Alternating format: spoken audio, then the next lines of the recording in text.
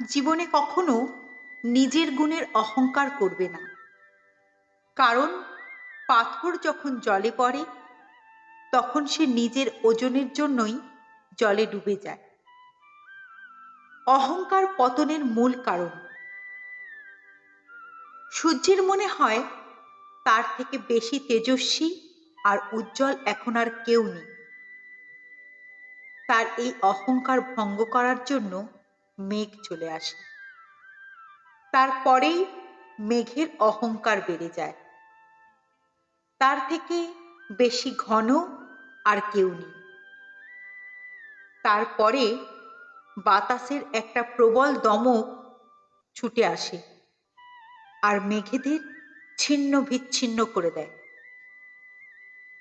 তখন বায়ুর অহংকার বেড়ে যায় আর বায়ু ভাবতে থাকে তার থেকে বেশি শক্তিশালী আর কেউ নেই। কিন্তু এই দমকা বাতাস যখন বিশাল এক পর্বতের সঙ্গে ধাক্কা খায় তখন সেই বাতাসের অহংকারও ভেঙে চূর্ণ বিচূর্ণ হয়ে যায়। পরে পর্বত ভাবে যে তার থেকে বেশি ধীর আর শক্তিশালী আর কেউ নেই। তখন পৃথিবীতে ভূমিকম্প হয় আর সেই বিশাল পর্বত চূর্ণ বিচূর্ণ হয়ে যায়। তারও অহংকার ভেঙে যায়। এইবার ধরিত্রীর অহংকার বেড়ে যায়। ধরিত্রী ভাবে আমার উপর সব টিকে আছে, আমার থেকে বেশি শক্তিশালী আর কেউ নেই।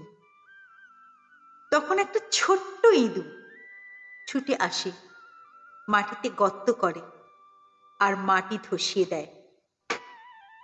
ধরিত্রীরও অহংকার ভেঙে যায়। সুতরাং সব ক্ষেত্রেই দেখা গেল অহংকারই পতনের মূল কারণ।